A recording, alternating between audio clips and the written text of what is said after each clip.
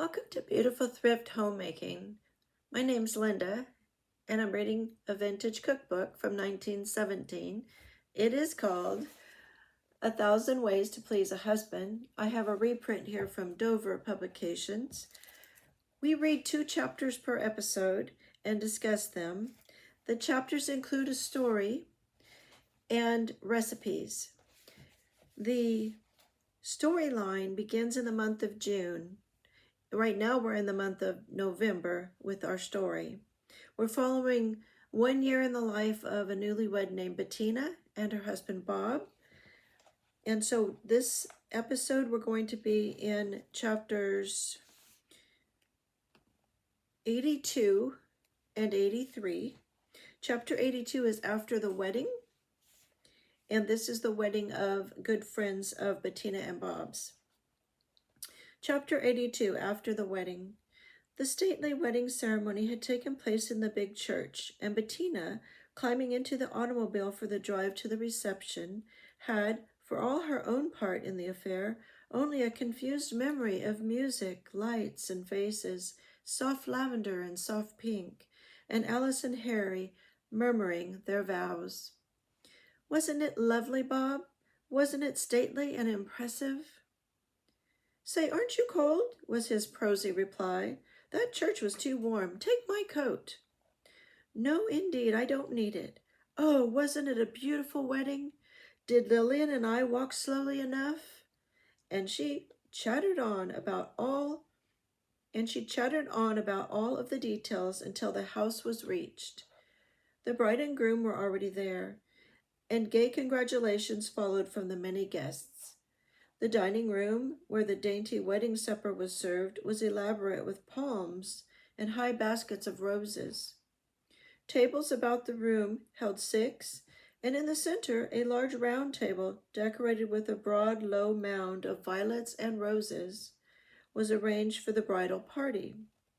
Here also was the bride's cake, and the small boxes of wedding cake which the guests received upon leaving the room. When Alice cut the bride's cake, the thimble fell to Ruth, which occasioned much merriment, while the dime was discovered by Harry in his own piece. The ring went to Mary, who emphatically denied that the omen spoke truly. But when Mary also caught Alice's bouquet of lilies of the valley, the young people refused to listen to her protests. "Dear Alice," said Bettina as she helped the bride into her traveling suit, "may your whole life be as beautiful as your wedding." The wedding supper consisted of chicken and mushroom patties, fruit jelly, hot rolls, olives, pickles, ice cream in individual slipper molds, violet-decorated cake, salted pecans, fancy candy in tiny baskets, and coffee. And in this chapter, we have just the 2 recipes.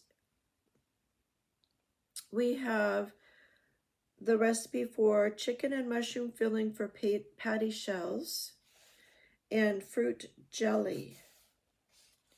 All right, now we'll read chapter 83, and then we'll discuss all the recipes.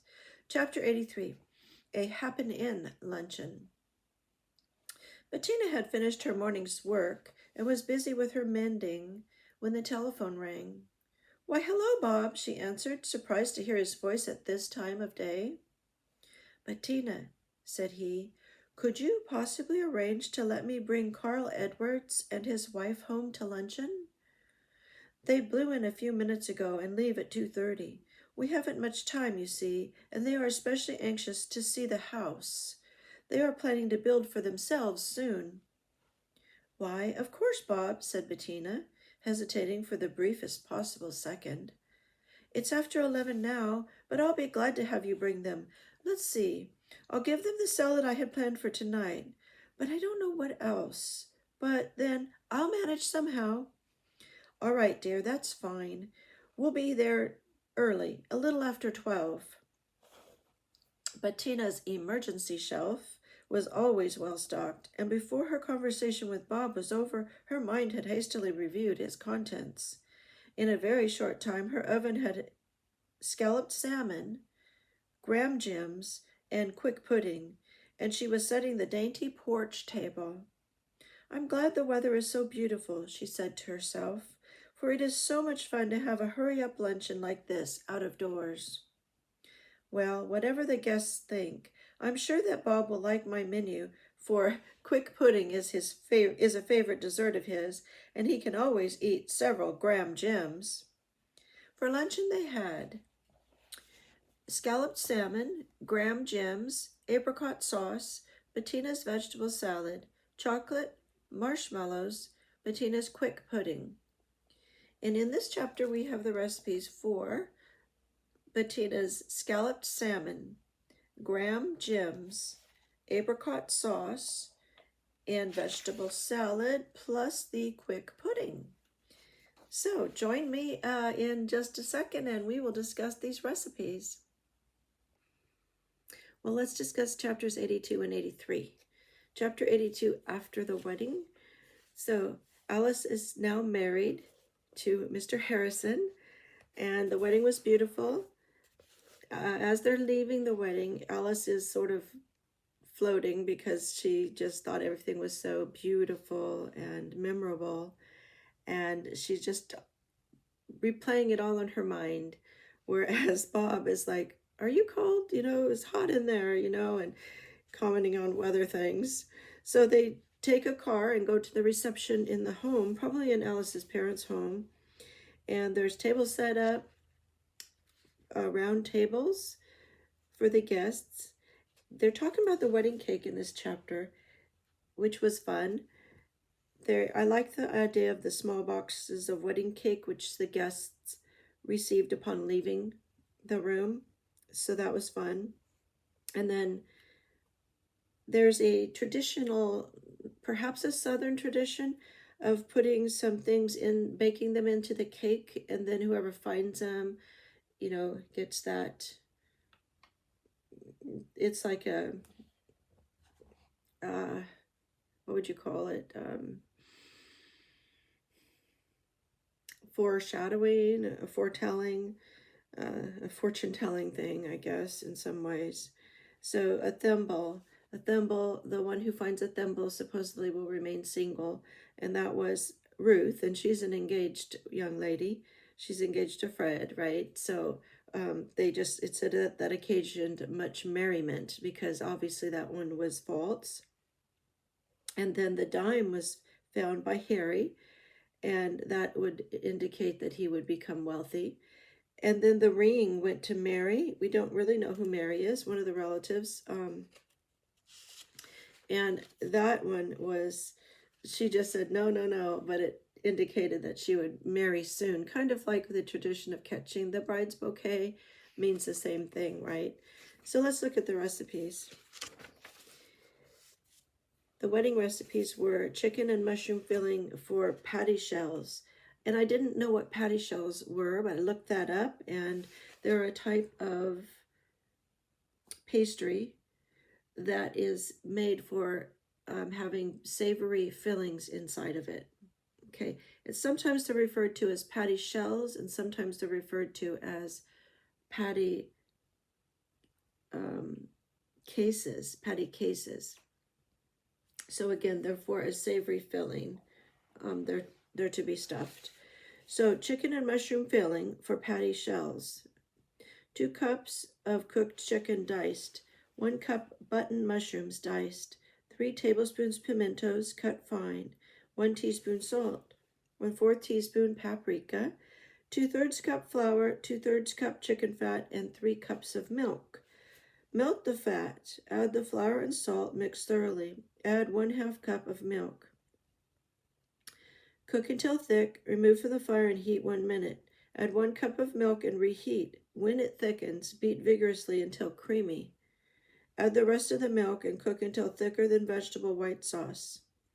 Add the chicken, mushrooms, and pimentos. Serve hot in patty cases. It says to prepare the cases for serving, heat until hot in a moderate oven. There's a tip here about the chicken fat. It says to obtain chicken fat, cook a fat chicken slowly for a long time. Remove the chicken from the stock and allow the stock to cool. The fat will rise to the top. Use this instead of butter. It has a better flavor and is cheaper. I know a lot of times we throw that out, don't we, in our day and age, in our culture, but this is a very good and healthy thing to do. So, good thing to try. Fruit jelly. 4 tablespoons of granulated gelatin, 2/3 a cup of cold water, 4 cups of boiling water, 2/3 a cup lemon juice, 2 cups of sugar, 1 cup of white grapes seeded, 1/2 a cup of diced pineapple, 1/2 a cup of maraschino cherries halved. Soak the gelatin 20 minutes in the cold water and dissolve in the boiling water, stirring till all is thoroughly dissolved. Strain through a moistened cheesecloth and add the sugar and the lemon juice. Place in moistened individual molds or one large pan. When the mixture is slightly thick and cool, add the fruit well mixed. Set in a cold place for 1 hour. Cut in squares when desired for use. All right, so she's making Jell-O with fruit in it. And the fruits are white grapes, which have to be seeded. So back in the day, we didn't get so much produce that was seedless. So she had to seed those white grapes. And then she has diced pineapple and maraschino cherries in there. So those are the fruits in this Jell-O dessert. And I am saying Jell-O. Jell-O is a brand name. And I did look that up, and it became a brand in 1900, in the year 1900. So it was discovered that you can use gelatin to make a dessert, and it was also used in other dishes too, but it was discovered that you could just before 1900, and then it was patented, and the brand Jell-O was created and started to be advertised for such uses. So, all right, now if we go to the next chapter, A Happening Luncheon, chapter 83. Bettina is mending. We talked about mending on here before. Again, that's a way to, we have it's been a long time since I've showed the chart of the 6 R's. And if I go back to that in my little notebook here, you can see the diagram that I made of the 6 R's. Number 1 is reduce. 2 is reuse. 3, recycle. 4, repurpose. 5, refuse. And 6, repair. So which one do you think that mending falls under? I think it falls under repair. Fix it instead of tossing it. So that's what she's doing with her clothing. Whatever it is needing to be fixed, she's mending it right now. That will be done by hand, probably with a needle and thread. So that's what she's busy with in the morning there at home. And then the phone rings and Bob asks to bring company over for lunch. Unexpected. Carl Edwards and his wife. And they want to see Bob and Bettina's home because they're planning to build a home also. I'm getting the idea that maybe home building and home ownership was becoming a trend at the time. We're in the year 1917 right now. World War I the United States has just entered World War I in 1917. So that kind of puts things into perspective. There was a big housing boom in the United States after World War II. But this is before that time.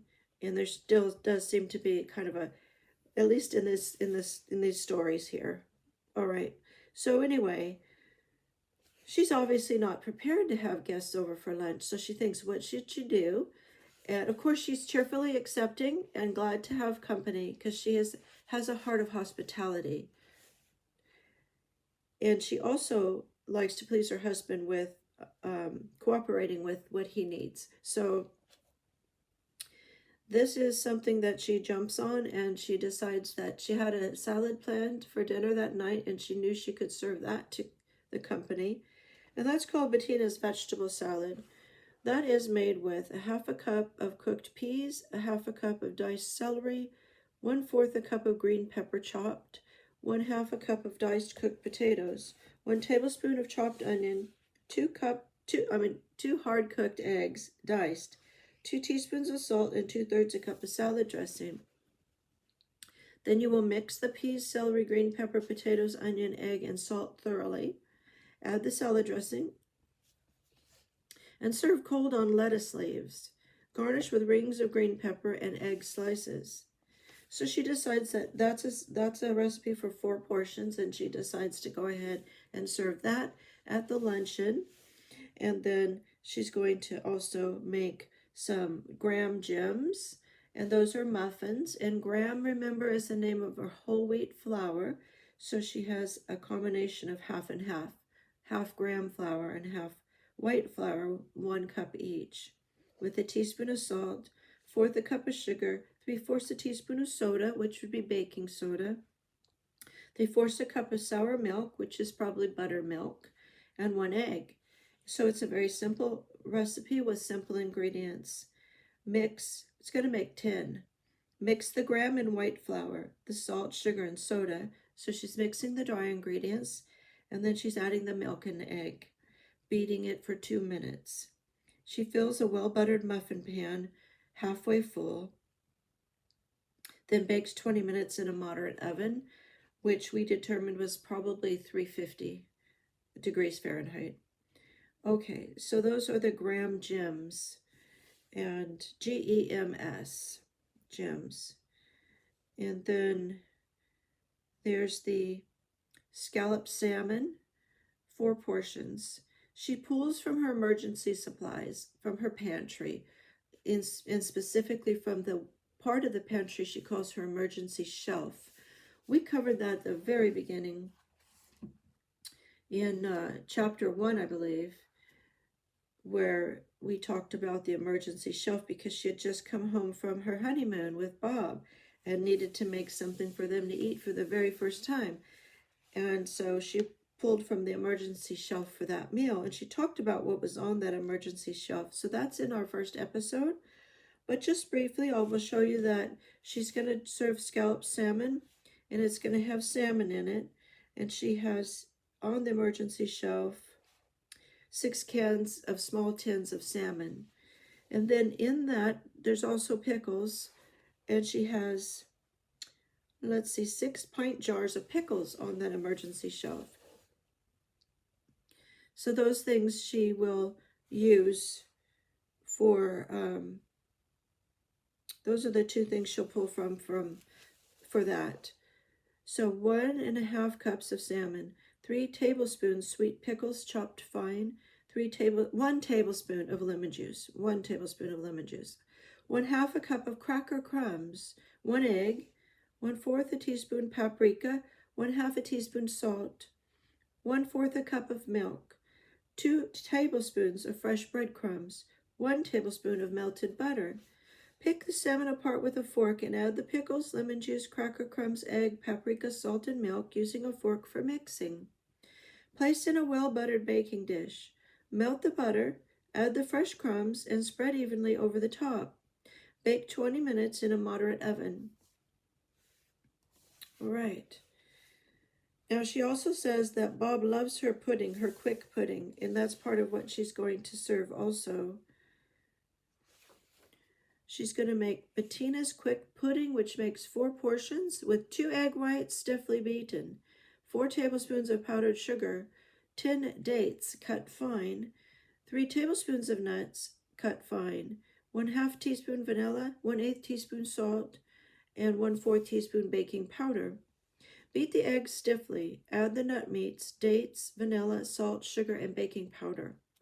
Place in a well-buttered tin, mold, or a pan, and bake in a moderate oven for 25 minutes. Allow the mold to stand in a pan of hot water while in the oven. Serve hot. All right, so this is a dessert pudding made with dates and nuts. And I will say that this is not the first time we've had dates in recipes. She's used them quite a bit. And that, as I said before, did surprise me, because dates are grown in relatively few areas, one of them being in parts of Southern California and Southern Arizona. in the United States, and then they're grown, of course, in the Middle East. So I was kind of surprised that she had them so readily available. I am assuming that she's on the East Coast somewhere. But then we did have the Southern tradition of the wedding cake, the thimble, dime, and ring in the wedding cake. So I'm not quite sure if she's in the South or in the East. I don't believe she's in the West, though, because we did talk about that before, where somebody had traveled to California. I think it was her folks, and had come back home. All right. So she is, game for this recipe. There's one more in here. She's game for this luncheon, this sudden requirement of hospitality. Apricot sauce was also served in this meal. And I'm thinking that it might be served with the graham gems. Wash and dry apricots well. So you're gonna, wash the dried apricots well. 1/4 a pound of them. Then you're going to add the water, which is 2 cups of water, and allow them to soak for 3 hours or longer. Then you're going to cook them very slowly in the same water until tender. Then add a 1/2 cup of sugar and cook for 3 minutes. Okay, that sounds really rich and kind of like a warm apricot jam. And those are the recipes in this chapter. And let me see if I forgot to tell you anything that I had studied about for this. Oh, just that Alice's bouquet was lilies of the valley, and I thought, does that sound beautiful? And I liked something that was said, may your whole life be as beautiful as your wedding. So I thought that was nice. All right, so let's read chapters 84 and 85 next for the month of November.